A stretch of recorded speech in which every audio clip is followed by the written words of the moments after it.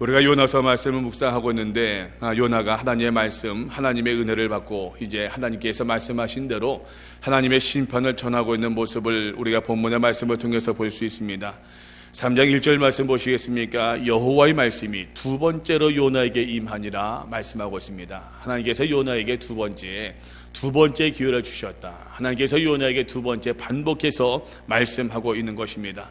우리 요나서 1장에서 말씀을 보았던 것처럼 요나서 1장 말씀 보시겠습니까? 1장 1절입니다.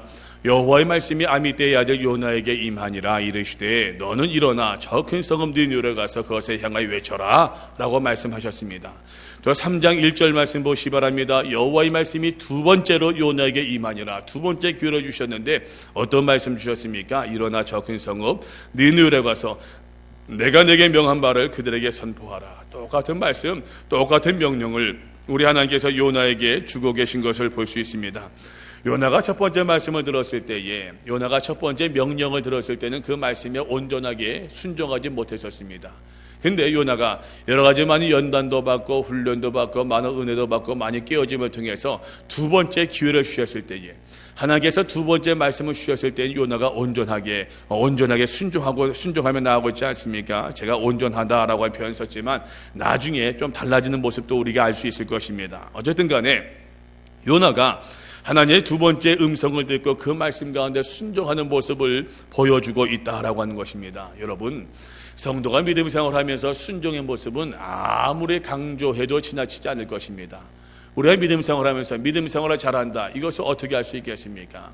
우리가 하나님께 예배를 잘한다, 우리가 주의 말씀 가운데 정말로 내가 은혜를 받았다, 우리가 어떻게 그것을 증명할 수 있겠느냐라고 하는 것입니다. 그것은 저 사람이 얼만큼 하나님의 말씀에 순종하느냐, 그 받은 바 은혜에 얼만큼 순종하느냐 순종하지 못하느냐, 그 순종의 모습을 보고 저 사람이 정말로 은혜를 받았는지, 저 사람이 정말로 신앙의 사람인지를 우리가 옳게 분별해 나갈 수가 있을 것입니다. 여러분, 아브라함을 기억하시죠? 하나님께서 아브라함을 얼마나 사랑하셨습니까? 아브라함에게 얼마나 많은 은혜를 주셨습니까? 근데 하나님 마음에서 말입니다. 제가 참 인간적인 표현인지 모르겠지만 성경에 있는 말씀 그대로 전해드립니다. 근데 하나님께서 보실 때 아브라함이 늘 그 믿음과 그 어떤 그 마음과 그 신앙을 테스트하고 싶어하는 그 마음이 있으셨던 것 같아요. 그러니까 하나님께서 아브라함에게 시험을 주지 않습니까? 내 아들 독자 아들 이삭을 내게 바쳐라. 하나님께서 말씀을 주셨어요. 우리가 알고 있는 것처럼 아브라함이 그 말씀에 순종했습니까? 순종하지 아니했습니까? 순종했어요. 말씀 그대로 순종했습니다. 아들을 바치라고 하는, 여러분 생각해 보세요. 100세에 난 그 아들인데, 100세에 얻은 아들인데 얼마나 귀한 아들이었겠습니까? 아마 저 같으면 그럴 것 같아요. 하나님, 이 아들 말고 대신 내가. 여러분, 이게 부모의 마음이지 않겠습니까? 근데 하나님께서는 누구를 바치라 말씀하셨어요? 누구를 바치라고? 그 아들을 바치라고 말씀하셨다. 이건요, 내가 내 자신을 드리는 것보다도 더 큰 것이에요. 안 그렇습니까? 내가 내 모든 것을 희생하는 것보다도 더 크고 더 귀중한 것을 하나님께서 아브라함에게 요구하고 있는 것입니다. 네, 성경 말씀을 보게 되면 참 재미있어요. 아브라함이 하나님의 말씀에 순종해서 그 아들 이삭을, 독자 이삭을 데리고 가는 모리아산으로 가는데 사흘길을 갔다고 그랬어요. 사흘길. 이왕이면 말입니다. 순종하는데 여기서 얼른 순종하는 게 낫지. 얼마나 귀한 아들인데, 얼마나 이쁜 아들인데 이어가지고 고민할 필요가 뭐가 있습니까? 고민이 길어지면 길어질수록 내 마음만 아픈 것이야. 빨리 순종하는 게 낫죠. 근데 하나님께서 말씀하시기를 여기서 내 아들 독자를 주지 말고, 내게 바치지 말고 내가 명하는 그 산까지 가서, 모리아 산까지 가서 그 아들을 독자로 그 제물로 바치래요. 사흘길을 가는데 여러분 상상해 보십시오. 사흘길 동안 아브라함 마음속에 얼마나 많은 갈등이 있었겠습니까? 요거 졸졸졸 따라오는 그 모습 보면서, 그동안에 키우고 성장하고 우리말로 말입니다, 그냥 기저귀 갈고 오줌똥 넣고 자라는 그 모든 모습들이 주마등처럼 다 스쳐 지나가지 않았겠습니까? 더더군다나 이세에 뭐라고 그래요? 아버지, 제물로 쓸 불도 있고 땔감도 있는데 나무도 있는데 그 제물에 쓸 그 제물은 제사에 쓸 그 제물은 어디에 있습니까? 이 아들 이삭이 묻고 있지 않습니까? 아버지 마음 찢겨지는 것 같았을 것이에요. 그러나 그럼에도 불구하고 아시는 것처럼 아브라함이 하나님의 말씀에 순종했습니까? 안 했습니까? 순종했어요. 아들을 묻고 칼로 내리치려고 할 때 하나님께서 뭐라고 말씀하셔요? 아브라함한테 했다. 내가 이제야 나 여호와를 경외하는 줄을 내가 알았노라 말씀하셔요. 여러분 한번 여쭤볼게요. 아브라함의 입장에서는 그 아들 독자, 그 아들 이삭을 제물로 바쳤어요? 안 바쳤어요? 바친 겁니까? 안 바친 겁니까? 바친 거예요. 하나님의 입장에서 그 아들이 실제로 죽지는 아니했지만 하나님의 입장에서 그 아들 이삭의 생명을 제물로 받았습니까? 안 받았습니까? 받으신 거예요. 아브라함이 온전하게 순종하였더니, 말씀에 온전하게 순종하였더니 하나님께서 말씀하시기를 내가 이제야 네가 나를 경외하는 줄을 내가 알았노라 말씀하고 있어요. 여러분, 순종이 중요합니다. 순종이라고 하는 것은요, 내가 판단하는 것이 아닙니다. 내가 가름하는 것이 아니에요. 하나님께서 여기까지 순종하라 명하셨으면은 여기까지 가는 게 순종이에요. 하나님께서 여기까지 오라 명하셨으면은 여기까지 오는 게 순종이에요. 오다 마는 게 순종이 아니라 10걸음은 오라고 말씀하셨는데 한 2걸음 가서 내가 갔으니까 이게 순종이 아니라고 하는 것이에요. 오라고 명하신 그 자리까지, 가라고 명하신 그 자리까지 감당하는 것, 이것이 온전한 순종의 모습이라고 하는 것입니다. 여러분, 다시 말씀드립니다. 우리들의 모든 믿음의 질들, 우리들의 모든 믿음의 내용, 우리들의 모든 믿음의 그 진실함을 우리가 무엇으로써 어떻게 구별할 수 있겠느냐? 하나님의 말씀에 우리가 어떻게 순종하느냐라고 하는 것입니다. 여러분, 우리의 순종에는 순종의 대상을 분명히 올바르게 정할 수 있어야 된답니다. 우리의 순종의 대상은 누구세요? 오직 하나님뿐이세요. 예수 그리스도뿐이십니다. 성령 하나님께만 순종할 수 있어야 돼요. 하나님께서 우리의 감동을 주신 것만큼 순종할 수 있어야 돼요. 하나님께서 이만큼 감동을 주셨는데 딸을 내다보니까는 뭔가 손해보는 것 같아요. 한 번, 두 번이 아니라 감동을 주신 것만큼, 하나님께서 내게 은혜를 주신 것만큼, 내가 주의 말씀을 들은 것만큼 순종하며 나가는 것, 이것이 바로 참된 신앙이요, 진실한 신앙이라고 이야기할 수 있을 것입니다. 우리의 모든 순종의 대상은 여러 말씀드린 것처럼 하나님뿐이십니다. 하나님께만 순종할 수 있어야 돼요. 예수 그리스도에게만 순종할 수 있어야 됩니다. 성령 하나님께만 순종할 수 있어야 될 것입니다. 근데 여러분, 우리가 하나님께 순종한다, 이것은 어떤 의미가 있습니까? 하나님의 말씀에 순종한 것을 의미해요. 말씀에. 여러분, 간절히 바랍니다. 우리 영령의 성도들은요, 하나님께서 우리에게 말씀을 주셨고 하나님께서 내게 말씀을 들려주셨다고 하면은 여러분, 내가 말씀을 들은 대로 순종할 수 있어야 돼요. 내가 말씀을 깨달은 대로 순종할 수 있어야 돼요. 여러분, 제 이야기의 의미를 아시겠죠? 내가 판가름하는 것이 아닙니다. 내가 재련하는 것이 아니에요. 내가 잣대를 들이밀고 여기까지면 됐다, 내가 판단하고 내가 결정한 것이 아닙니다. 하나님께서 순종하라 명하신 그 자리까지 말씀대로 순종할 수 있어야 될 것입니다. 오늘 말씀 보니까 하나님께서 요나에게 두 번째 말씀하십니다. 첫 번째 말씀에서 순종하지 못했습니다. 말씀을 말씀대로 들었음에도 불구하고 말씀대로 순종하지 아니하고 엉뚱한 것으로 요나가 도망치지 않습니까? 하나님께서 요나에게 두 번째 기회를 주셔요. 여러분, 요나 입장에서 얼마나 귀한 은혜입니까? 두 번째 기회를 주시니까. 참 감사하죠. 만일 하나님께서 우리에게 한 번 기회를 끝난다고 한다면은 우리 인생이 어떻게 되겠습니까? 내가 한 번 너한테 기회를 주었는데, 내가 너한테 한 번 사랑의 손을 뻗었는데 내가 내 손을 잡지 아니했느냐? 그러니까 넌 이제 물러가라. 하나님께서 말씀하신다면은 누가 하나님 앞에 세움당할 수 있겠습니까? 하나님께서 요나에게 두 번째로 말씀하신대요. 저는 확신합니다. 세 번째도 주실 것입니다. 네 번째도 말씀하실 것이에요. 그러나 여러분, 다섯 번째, 여섯 번째 계속 주실는지 몰라요. 하나님께서 기회를 주시고 하나님께서 우리에게 말씀을 주실 때에 그 말씀대로 순종할 수 있는 우리 믿음의 사람들 꼭 되어질 수 있기를 간절히 바랍니다. 3절 말씀 보세요. 요나가 여호와의 말씀대로 이야기하고 있어요. 말씀대로. 하나님의 말씀대로 요나가 순종하지 않습니까? 하나님께서 음성을 들려주신 대로 하나님께서 그대로 순종하고 있는 것입니다. 여러분, 제게 아무리 과학적인 지식이 뛰어나고 컴퓨터에 대해서 잘 알고 무슨 기계를 잘 만진다고 할지라도 우리가 하다못해 말입니다. 하나 집에서 가전제품 사게 되면은 그 매뉴얼이 있지 않습니까? 사용설명서가 있어요. 사용설명서를 보십니까? 안 보십니까? 잘 보셔야 돼요. 예? 지금이야 그런 경우들 없겠지만 옛날에 120과 110과 120, 220 혼용해서 쓸 때 말입니다. 예? 110인데 220에 잘못 꽂게 되면은 그 한순간에 그거 다 망가지는 거예요. 한순간에. 잘 보셔야 돼요. 어떻게 이 조작을 어떻게 하는 것인지, 이 버튼은 어떻게 쓰는 것인지 잘 봐야 돼요. 하나님께서 우리의 인생도 마찬가지입니다. 우리의 인생을 잘 사용할 수 있는, 우리의 인생을 잘 쓸 수 있는 사용 설명서를 주셨어요. 그게 뭔지 아세요? 하나님의 말씀이에요. 말씀. 말씀대로 순종하면, 말씀대로 우리의 삶을 영위하면, 말씀대로 우리의 삶을 사용하면은 하나님 은혜 가운데서 우리가 강건하게, 건전하게 은혜 가운데 거할 수 있다고 하는 것이죠. 요나가 여호와의 말씀대로 순종한대요. 말씀대로 일어났다고 말씀하고 있지 않습니까? 우리가 요나에 보인 그 순종의 특징을 몇 가지로 이야기할 수 있는데요. 첫 번째는 말씀 그대로 말씀대로 행했다라고 하는 것입니다. 3절 말씀 보니까 요나가 여호와의 말씀대로 일어나서 말씀대로 일어났대요. 말씀대로 일어났습니다.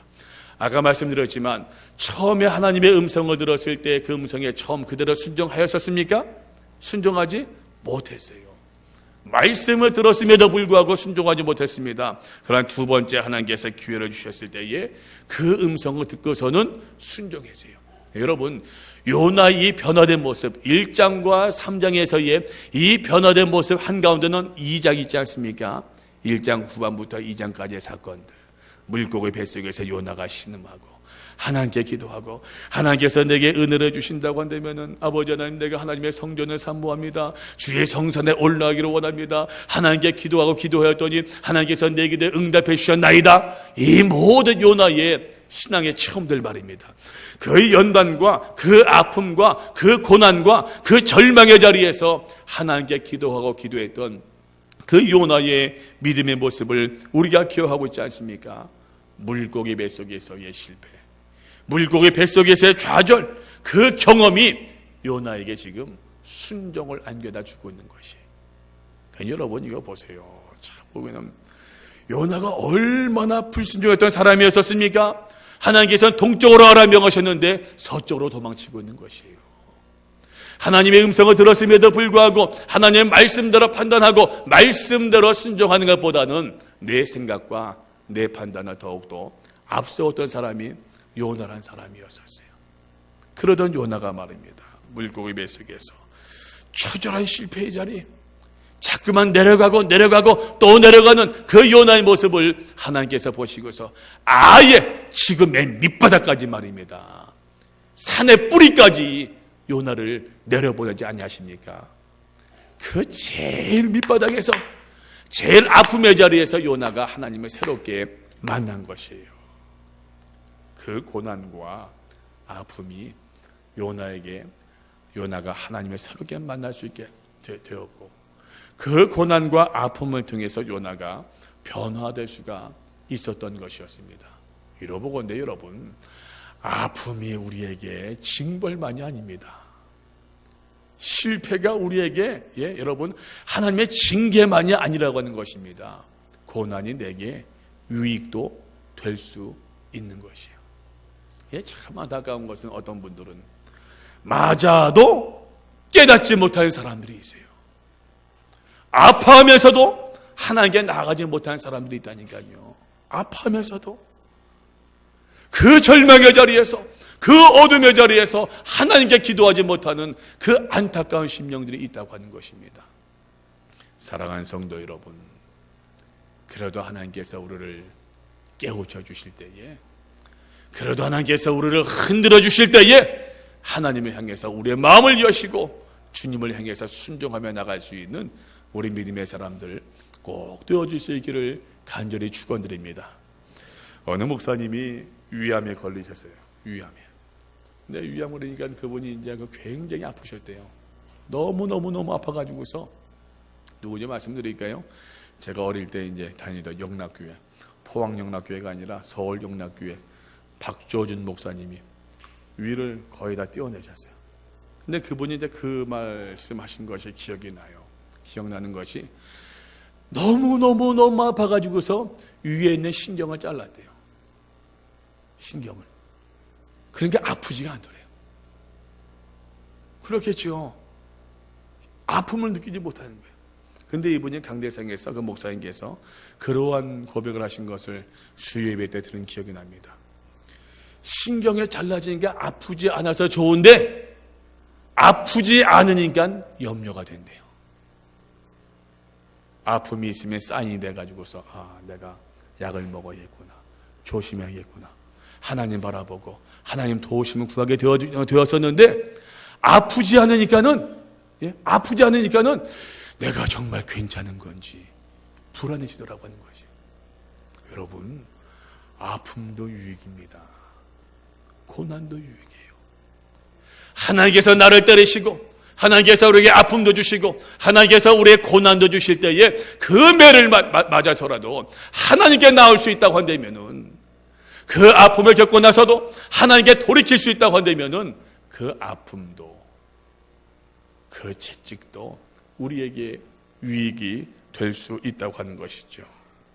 자, 요나가 어쨌든 간에 말입니다. 그 고난과 아픔을 통해서 요나가 하나님의 행에서 순종의 신앙을 보여주고 있지 않습니까? 근데 요나가 순종하는데 여기서 이제 요나의 또 한계가 드러납니다.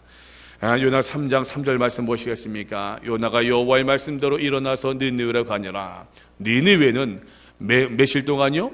사흘 동안 걸을 만큼 하나님 앞에 큰 성읍이더라. 이게 무슨 말이냐 하게 되면은 적어도 학자들의 해석입니다. 니느웨 성을 한 바퀴 삥 도는데 한 3일을 걸릴 것 같다. 3일을 걸린다라고 하는 것입니다. 그냥 굉장히 큰 성읍이었죠. 근데 4절 말씀 보니까 요나가 그 성읍에 들어가서 며칠 동안? 하루 동안 다니며 외쳤대요. 며칠 길이라고요? 며칠을 다녀야 돼요? 사흘은 다녀야 되는데 요나가 며칠을 다녔다고요? 하루를 다녔어요. 하루. 자, 이러보건대 요나의 순종이 지금 온전한 순종이었습니까? 온전하지 못한 순종이었어요. 순종을 하긴 했는데 하나님의 은혜를 받고 이 아픔도 겪고 이 매도 받고 하나님께 순종하긴 했는데 온전하지 못한 순종이었다고 하는 것이에요. 온전하지 못한 순종이었습니다. 여러분, 우리 신앙의 말입니다. 우리가 경험이 필요해요. 그죠? 신앙에는 많은 경험이 필요합니다. 저는 누가 뭐라고 할지라도 신앙은 경험이 있어야 돼요. 은혜의 경험이 있어야 됩니다. 기도할 때도 여러분, 기도의 경험이 있어야 됩니다. 은혜 받은 경험이 있어야 돼요. 은혜 받은 체험이 있어야 됩니다. 그러한 체험만 모든 것은 아니지만, 오해하지 마십시오, 여러분. 그렇다고 체험만 따라가라, 그러한 이야기가 절대로 아닙니다. 뭐 기도만 쫓아다니고 뭐 그런 얘기가 절대로 아니에요. 그러나 여러분, 신앙이라고 하면 기본적으로 체험적인 모습이에요. 내가 하나님을 만났느냐 만나지 못했느냐, 체험이에요. 내가 예수 그리스도를 만났느냐 만나지 못했느냐, 체험입니다. 내 체험이 필요해요. 네, 여러분, 신앙의 경험 가운데서 신앙의 경험은 두 가지 경험을 이야기할 수 있어요. 긍정적인 경험이 첫 번째고 부정적인 경험이 두 번째예요. 긍정적인 경험은 무엇이냐? 이것은 말씀대로 순종하였더니, 하나님께서 내게 은혜를 주신 것만큼 은혜를 주신 대로, 하나님께서 내게 감동을 주신 대로 내가 순종하였더니 하나님께서 내게 이 은혜를, 내가 이 축복을 경험하게 되었더라. 순종하였더니 내가 이것을 얻게 되었다라고 하는 것입니다. 긍정적인 체험이에요. 근데 부정적인 체험도 있는데, 부정적인 체험 무엇이냐? 내가 이 말씀대로 순종하지 아니하였더니 내가 매를 맞았다. 순종해야겠구나. 하나님께서 내게 은혜를 주셨었는데 그 은혜를 주신 것만큼 내가 열심으로 믿음 생활하지 못했더니 내가 이만큼 손해를 보았구나. 부정적인 체험이에요. 이해하시겠죠? 긍정적인 체험도 있고 부정적인 체험도 있어요. 하나님의 말씀대로 순종함으로 말미암아 성공의 체험이 있는가 반면에 주의 말씀대로 순종하지 못하여서 실패의 체험도 있을 수 있다고 하는 것입니다, 여러분. 근데요, 사람이 성공의 체험, 긍정적인 체험을 간직한 사람과 실패의 체험, 또 부정적인 체험을 간직한 사람들은요, 성격이 달라요. 성격이 달라요. 여러분, 여쭤볼게요. 어느 체험을 많이 하겠습니까? 긍정적인 체험을 많이 하겠습니까? 부정적인 체험을 많이 하겠습니까? 성공의 경험을 많이 가져야겠습니까? 패배의 경험을 많이 가져야겠습니까? 모르세요? 좋은 경험을 많이 가져야죠. 좋은 경험들. 우리가 아픔과 절망과 낙심의 자리에서 하나님으로 말미암아 얻을 수 있는 교훈이 분명히 그것도 있어요. 모든 것이 합력하여 선을 이루어 주시니까. 그러니까 여러분, 내가 주의 말씀 가운데 순종하지 아니하였더니 하나님께서 이 길로 가라 명하셨는데 내가 이 길로 갔더니 내가 이런 고난과 아픔을 당하게 되었구나. 내가 그러지 말아야지. 이것도 큰 은혜이지만 이 은혜보다는 주의 말씀대로 순종하였더니 아이고, 하나님께서 내게 이 은혜를 주셨네. 이 경험은 내가 간직할 수 있어야 돼요. 사랑하는 성도 여러분, 간절히 소원합니다. 기도하지 아니하였더니 내가 넘어졌다. 이것도 은혜입니다. 깨닫는 것도 은혜예요. 어떤 미련한 사람들은요, 기도하지 아니했음에도 불구하고 실패했음에도 불구하고 깨닫지 못하는 사람들이 있다니까요. 그러나 여러분, 그러한 경험보다는 내가 하나님께 기도하였더니 외치고 또 외쳤더니 하나님께 순종하였더니 순종하고 또 순종하였더니 하나님께서 내게 이 은혜를 주셨다. 이 경험을 우리가 간직할 수 있어야 된다고 하는 것입니다. 요나가 받았던 은혜는요, 긍정적인 은혜, 긍정적인 경험이 아니라 부정적 경험을 통해서 실패를 통해 얻은 경험이었어요. 그러니까 이게 조금은 모자랄 수가 있다는 얘기입니다. 우리 영락의 성도 여러분, 간절히 소원합니다. 우리가 넘어지고 좌절하고 실패하고 아파하는 가운데서도 은혜를 받아야겠지만, 그러나 하나님의 말씀대로 순종하여, 말씀대로 헌신하여, 말씀대로 충성하여 하나님의 은혜를 누릴 수 있는 우리 믿음의 사람들 꼭 되어줄 수 있기를 간절히 축원드립니다. 우리가 특별 새벽 기도를 하는 이유도 바로 여기에 있답니다. 한번 작정하고 한번 해보자는 이야기예요, 여러분. 특별한 마음을 가지고, 특심의 마음을 가지고, 하나님께 특별한 헌신을 가지고, 특별한 기도 제목을 가지고 하나님께 기도하고 한번 또 기도해 보자라고 하는 긍정적인 체험을 위해서, 긍정적 그 은혜를 위해서, 긍정적 그 경험을 위해서 우리가 하나님께 작심하고 기도해 보자라고 하는 것입니다. 내가 하나님께 기도하였더니 이것도 끊어버리고 저것도 끊고 이것도 포기하고 저것도 포기하고 하나님께 나아갔더니 하나님께서 내게 은혜를 주셨더라. 여러분, 이 은혜를 체험할 수 있어야 돼요. 그래야 한 걸음 더 나갈 수 있는 것이고, 그 은혜를 간직하고 잊지 아니하고 그 은혜를 붙들며 나갈 때에 우리가 또 한 걸음 나갈 수 있는 것이고, 또 한 걸음 하나님께 나아갈 수가 있기 때문인 것입니다. 사랑하는 성도 여러분, 간절히 소원합니다. 세상적인 의미에서만이 아니라 신앙의 의미에서도, 말씀 가운데서도 성공의 경험들을 많이 가질 수 있기를 간절히 소원합니다. 말씀대로 순종했더니 말씀대로 복을 얻어노라. 말씀대로 헌신하였더니 말씀대로 은혜를 받게 되어노라. 이 고백이 우리 모든 영락의 성도들 고백이 되어질 수 있기를 주의 이름으로 간절히 축원드립니다. 근데 보세요, 하나님께서 어떻게 은혜를 주시는지요. 또 요나가 하나님의 말씀에 순종하는데, 아까 말씀드린 것처럼 사흘길을 다녀야 될 길을 하루밖에 다니지 않았단 말입니다. 또 보세요, 요나의 메시지를 보시겠습니까? 4절 말씀 보세요. 4절. 요나가 그 성읍에 들어가서 하루 동안 다니며 외쳐 이르되 40일이 지나면 느느웨가 무너지리라 이야기합니다. 하나님의 심판입니까? 회개입니까? 요나가 지금 하나님의 심판을 증거했습니까? 하나님의 회개를 증거했습니까? 심판을 증거하고 있는 것이. 여러분 보세요. 하나님께서 요나를 지금 니느웨로 보내신 이유는 요나 그 니느웨 사람을 구원하기 위함입니까? 심판하기 위함입니까?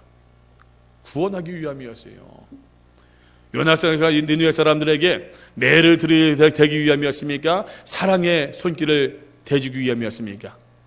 사랑을 주기 위함이었어요.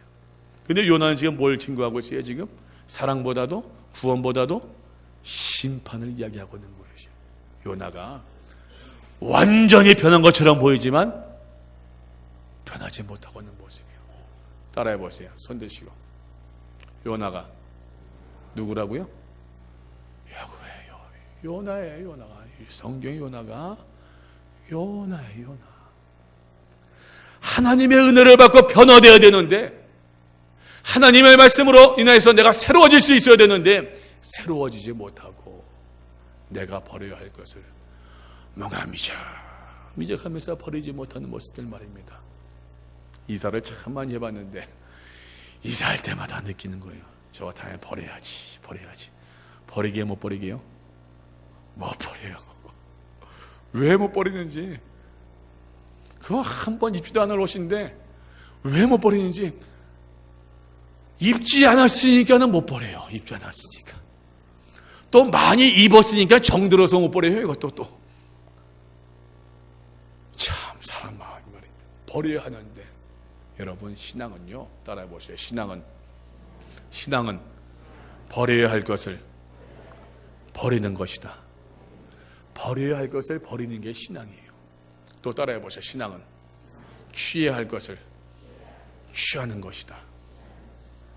가져야 할 것을 가지는 게 신앙이에요. 신앙이 뭐라고요? 버려야 할 것을 어떻게 해요? 버리는 것. 취해야 할 것을 어떻게 해요?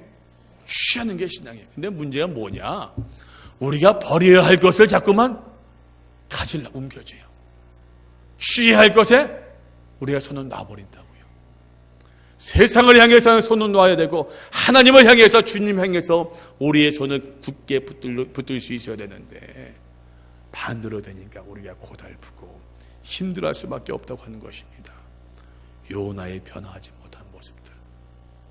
하나님의 은혜도 체험하였고, 하나님의 자신을 구원해 주시는 두 번째 은혜를 주시는 그 놀라운 은혜를 체험했음에도 불구하고 요나가 완전히 변화하였다, 변화할 것이다 기대하였지만 온전하게 변하지 못하는 이 요나의 모습 말입니다. 여러분, 이것이 우리의 모습이요, 이것이 우리가 하나님 앞에 기도해야 될 모습이라고 하는 것이죠. 참 신앙은 하나님의 말씀만을 붙드는 것이에요. 하나님의 말씀만을 의지하는 것입니다. 하나님의 말씀대로 살아가는 것, 말씀을 말씀대로 믿는 것, 이것이 바로 신앙의 가장 기본적인 모습이라고 말할 수 있는 것입니다. 서울에 동대문에 가게 되면 동신교회라고 하는 교회가 있습니다. 동신교회. 옛날 포항 북부교회에 계시던 강동수 목사님이, 아십니까 혹시? 북부교회 계신 거 맞죠? 아십니까? 모르세요? 강동수 맞죠? 예, 강동수 목사님이 북부교회에서 동신교회로 올라가셨는데, 강동수 목사님, 그 전에 한기원 목사님, 그 전에 김세진 목사님이라고 계셨어요. 김세진 목사님. 우리 교단 총회장도 하시는 아주 그냥 훌륭하신 분이셨는데, 한경진 목사님과 더불어 아주 우리 교단에서, 한국교회에서 많은 존경과 사랑을 받으셨던 분이셨어요. 네, 그분이 뭐라고 말씀하셨느냐? 신앙은 하나님의 말씀을 말씀대로 믿는 것, 말씀을 말씀대로 믿고 말씀대로 복을 얻는 것, 이것이 참 신앙이라고 그랬어요. 내가 더하거나 빼는 것이 아니라 말씀을 말씀대로 붙드는 것, 여러분 이것이 참 신앙의 모습이라고 하는 것입니다. 우리가 하나님의 말씀을 꽉 붙들어야 되는 이유가 어디에 있다고 생각하십니까? 말씀을 꽉 붙잡을 수 있어야 되는데, 말씀대로 따라갈 수 있어야 되는데, 그 이유가 무엇인지요? 한번 말씀 보시겠습니까? 히브리서 4장 12절 말씀.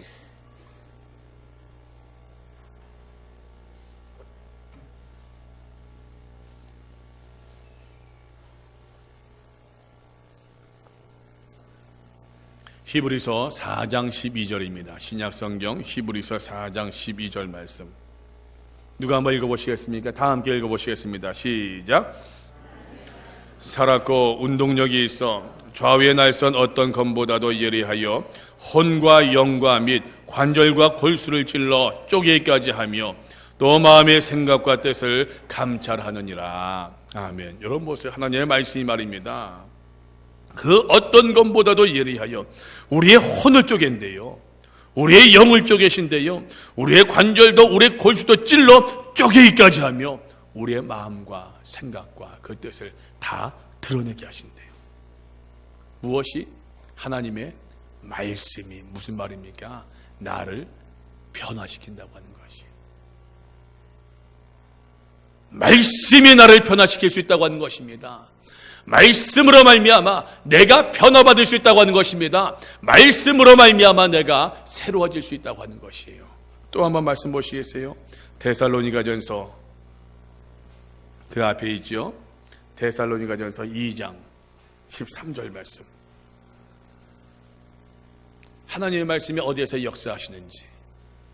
데살로니가전서 2장 13절입니다.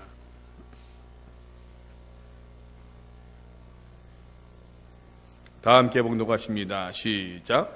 이러므로 우리가 하나님께 쉬지 않고 감사함은 너희가 우리에게 들은 바 하나님의 말씀을 받을 때에 사람의 말로 아니하고 하나님의 말씀으로 받음이니 진실로 그러하다. 보세요. 이 말씀이 또한 너희 믿는 자 속에서 역사하느니라. 아멘. 말씀이 어디에서 역사한다고요? 우리 속에서, 믿는 자 속에서 역사한대요.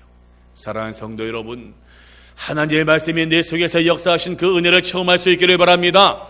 하나님의 말씀이 우리의 영도, 우리의 혼도, 우리의 마음도, 우리의 관절도, 우리의 골수까지 쪼개주시는 그 은혜를 우리 귀한 믿음의 성도들 꼭 체험할 수 있기를 간절히 바랍니다.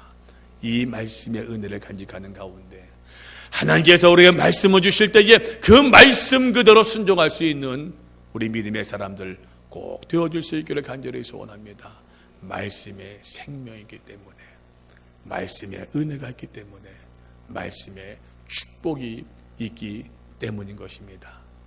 우리 귀한 믿음의 사람들, 하나님의 말씀을 꼭 붙드는 가운데 이 말씀이 우리에게 힘이 되어지고 이 말씀이 우리에게 능력이 되어진 귀한 체험들 우리 모두 체험할 수 있는 우리 믿음의 사람들 다 되어질 수 있기를 주의 이름으로 간절히 축원드립니다.